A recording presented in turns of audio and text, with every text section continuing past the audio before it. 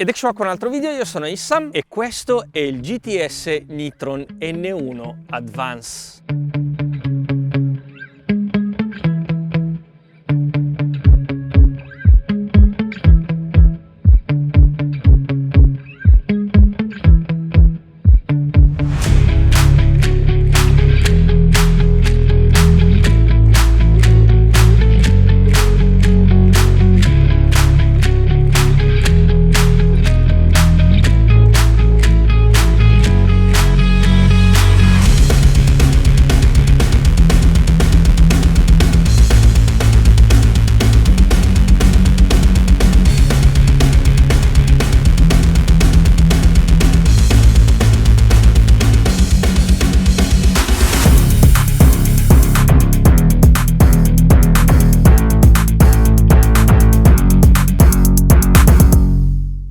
Questo video è in collaborazione con cdkeyoffers.com. CDKey Offers è il paradiso dei codici a prezzi stracciati per software, giochi e addirittura sistemi operativi da usare su Steam, Origin, Uplay, PlayStation e anche PC. Usa il codice ISSAM per stracciare ancora di più il prezzo e prendere a due soldi FIFA 21, Horizon, Fortnite, Mortal Kombat, Microsoft Windows 10 Pro, Microsoft Office e tanti altri. Come si fa? Molto semplice. Registrati, cerca quello che ti serve, usa il codice sconto e paga con carta di credito, PayPal o addirittura Bitcoin. Usa il codice di attivazione che trovi nella tua area personale per il software che hai scelto, esattamente come ho fatto io con il mio nuovo Windows 10 Pro, acquistandolo a 10 euro al posto di 259, molto semplicemente incollandolo nell'apposito spazio per l'attivazione o cambio licenza.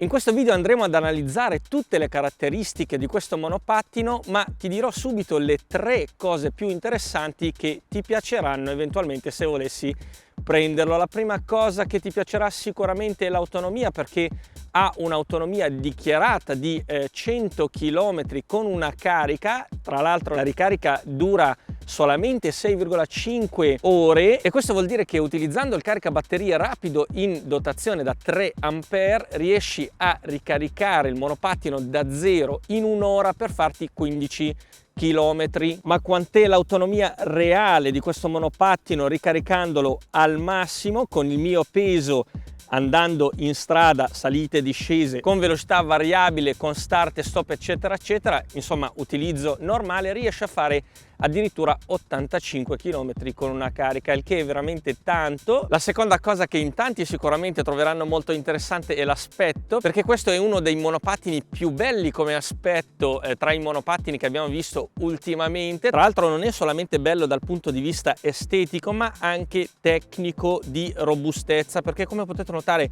qui abbiamo una scocca completamente in lega di alluminio, anche l'attacco del manubrio è in lega di alluminio. Non solo, questa pedana che ricordo è sia sopra che sotto tutta metallica, ma la forma, la geometria della pedana fa sì che questa pedana sia una delle più robuste che trovate in giro. Infatti dichiarano un carico massimo di 120 kg, ma vi dico ancora un'altra cosa interessante è il manubrio, perché il manubrio è telescopico e possiamo alzarlo veramente tanto, esagerato sicuramente per la mia altezza, ma qualcuno che è più alto di me sicuramente lo troverà comodo. Infatti i cavi sono abbastanza lunghi da alzarlo veramente tanto. Non solo, vi faccio notare anche che i cavi non passano all'interno del manubrio ma hanno uno spazio dedicato per passare all'interno, quindi abbiamo tutto lo spazio che vogliamo per far passare questi cavi, che sono molto comodi e anche protetti. Non solo, anche la forma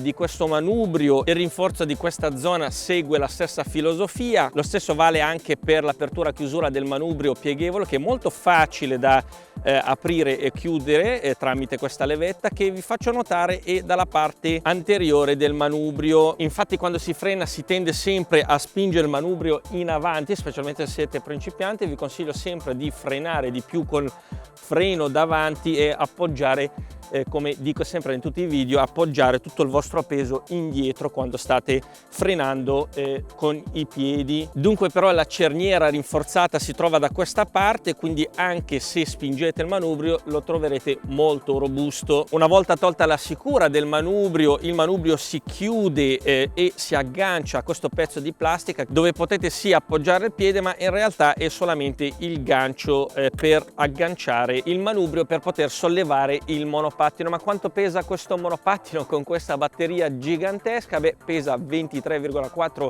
kg, che non sono pochissimi, ma non sono neanche tanti per la capacità e l'autonomia di questo monopattino. Vi faccio notare anche che il manubrio si può chiudere e agganciare senza doverlo accorciare, il che è una cosa molto positiva e velocizza tantissimo le operazioni durante il trasporto. D'altra parte il manubrio è un pezzo unico, non è un semimanubrio come abbiamo visto per esempio per l'Erlang e altri monopattini della stessa categoria, che hanno la possibilità di chiudere ulteriormente il manubrio. Ecco, questo da tenere in considerazione per il trasporto. Dunque autonomia, robustezza e bellezza non sono solamente le caratteristiche interessanti di questo monopattino, perché la sua batteria da 20 Ah, 13 celle in serie e 8 in parallelo, abbinate a questo motore da 500 watt, gli danno una spinta e una forza in salita non indifferente. Adesso proviamo la velocità massima del GTS Nitron N1 Advance nella solita salita. Vi ricordo che la velocità GPS nella solita salita non è tanto precisa, quindi andremo a vedere la velocità sul contachilometri, che è abbastanza precisa a questa velocità di 23 km all'ora, quindi direi che la velocità massima rilevata direttamente dal contachilometri del monopattino è abbastanza attendibile. Per quanto riguarda la velocità massima che può raggiungere è di 42 km all'ora, ovviamente per renderlo legale ha il limitatore che si trova sul lato sinistro del manubrio, che messo nella prima posizione limita la velocità a 6 km all'ora, mentre messo qui in mezzo limita la velocità a 25 km all'ora. Ovviamente a seconda del vostro peso può variare da 22 a 25, poi in salita, in discesa eccetera eccetera sarà di più o di meno, e la massima velocità che può raggiungere è di 42 km all'ora. 42 km all'ora testato con un peso di 86 kg a batteria carica al massimo, mentre a batteria scarica raggiunge circa 38 km all'ora con un peso di 75-76 kg. Adesso vediamo i tre limiti di velocità del GTS Nitron N1 Advance. Questa è la prima velocità, come potete notare siamo a 6 km all'ora e corrisponde anche alla velocità rilevata da GPS. Passiamo alla velocità numero 2. La velocità numero 2 è a 21 km, 22 km all'ora. Il contachilometri del monopattino segnala 25 km all'ora, mentre il GPS segnala 23 km all'ora. Vediamo adesso la velocità massima del GTS Nitron N1 Advance con la terza velocità, impostando il limitatore di velocità a 3 e siamo a 43 km all'ora con il contachilometri, mentre il GPS segnala 37 km, quindi il contachilometri del monopattino è leggermente più alto del GPS. Ok, adesso proviamo il GTS Nitron N1 Advance nella solita salita. A quanto sei, Jacopo? Sono a 23. Adesso? Sono a 20. Quanto sei? 20 all'ora. Ancora 20? Sono sempre a 20. Tiene fisso bene 20.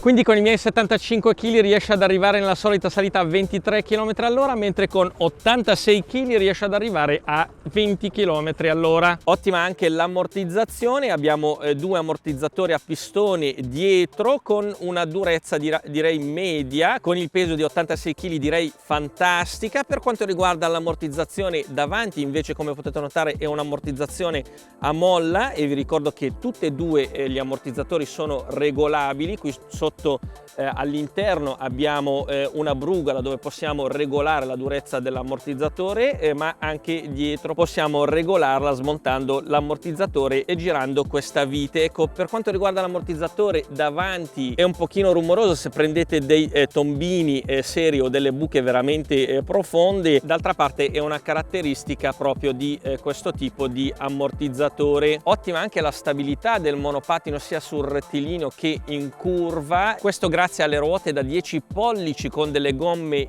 tubeless, quindi non hanno la camera d'aria all'interno, resistono molto di più alla foratura, sono più facili da aggiustare eventualmente. Non solo, anche la larghezza delle gomme che mi ricordano tantissimo le gomme dell'Erlang, e non solo, anche la lunghezza totale del monopattino che gli dà tantissima stabilità, nonostante che la pedana a guardarla così sembra corta, anche se di qua manca la parte superiore, comunque c'è tantissimo spazio per appoggiarci. Ottima anche la frenata di questo monopattino, infatti abbiamo un freno a disco meccanico davanti e un altro dietro. Una cosa però che manca in questo monopattino rispetto ad altri della stessa categoria è la frenata rigenerativa che ricarica la batteria. Un'altra cosa che manca in questo monopattino è la possibilità di impostare il non zero start, infatti arriva solamente con lo zero start, e se adesso avvio il motore tramite l'acceleratore, il monopattino parte direttamente senza doverlo spingere prima, che di solito viene impostato per evitare le partenze accidentali. D'altra parte questo viene compensato da questo tipo di acceleratore che è un semi acceleratore, quindi difficile che possiate picchiare dentro e farlo partire se non apposta girando la parte interna dell'acceleratore. Anche il display è un solo display, non è un multifunzione, però comunque ci fa vedere tutto quello che ci serve come informazioni. Infatti abbiamo il livello di carica della batteria, che è questa lineetta sopra, però se avessimo bisogno di un'indicazione precisa del livello di carica della batteria, quindi vogliamo il voltaggio della batteria, basta spegnere e riaccendere il monitor e vediamo il voltaggio 46,2, i chilometri totali che ho fatto con questo monopattino che sono 602, e poi va allo schermo principale che contiene anche P. Questo P indica parcheggio. Adesso siamo parcheggiati. Se partiamo a una certa velocità di drive, e adesso siamo alla velocità 2, o se passiamo alla velocità 3 ci fa vedere anche la velocità numero 3, che non sono legati tanto al bottone di velocità ma alla velocità reale del monopattino. Ecco, per quanto riguarda i chilometri attuali di questo viaggio vengono visualizzati qui sotto, e ovviamente qui in mezzo abbiamo la velocità attuale. Il monopattino arriva fornito con 2 chiavi e 2 telecomandi, uno di scorta ovviamente, e possiamo utilizzare sia la chiave che anche il telecomando da solo indipendentemente per accendere e spegnere il monopattino. Vi faccio vedere, adesso infilo la chiave e lo accendo solamente con la chiave, e se voglio però tolgo anche la chiave e posso utilizzare il telecomando. Cliccando 2 volte su questo bottone si accende, così si spegne, e così attiviamo l'allarme. E se volete sapere di più sulle funzioni dell'allarme, il blocco motore in caso di furto, ecco, potete vedere il video precedente di unboxing. Sul lato sinistro del manubrio abbiamo il bottone di accensione e spegnimento della luce anteriore a LED, che contiene 4 LED molto potenti, e la luce posteriore a LED che fa doppia funzione, luce di posizione che si vede sia da dietro ma anche di fianco, ma anche da stop quando premiamo la leva del freno. Sotto abbiamo un bottone dedicato per il cruise control, cosa che apprezzo moltissimo, e l'ho detto varie volte che è la cosa migliore avere un bottone indipendente, e gli altri cruise control che entrano quando vogliono loro secondo me sono pericolosi. Cosa fa il cruise control per chi non lo sa? Basta premerlo quando siamo a una certa velocità, possiamo lasciare l'acceleratore per mantenere la propria velocità. Quando vogliamo staccare il cruise control basta frenare o anche accelerare un'altra volta per tornare al controllo manuale. Qui sotto abbiamo il bottone del clacson che è abbastanza forte, e qui in mezzo quello che sembra il bottone delle frecce, come abbiamo visto prima, è il limitatore di velocità. Questo vuol dire che le frecce direzionali in questo monopattino mancano, ma come ben sapete le frecce direzionali saranno obbligatorie per il conducente per legge a partire dal 1° di gennaio 2024, ce n'è quindi di tempo. Eventualmente, se volete, però si possono acquistare a parte e montare. Infine, per quanto riguarda l'impermeabilità, si può utilizzare tranquillamente sotto una leggera pioggia, non si può lasciare sotto la pioggia e non si può neanche immergere. E come al solito nella descrizione di questo video, anche sul sito Sindrome da Shopping o sul canale Telegram, troverete il link a questo monopattino e il coupon sconto offerto da zbike.it, che è un'azienda italiana che, come ho detto nel video precedente, consegnano in 24 ore. Nel frattempo vi saluto e ciao, alla prossima!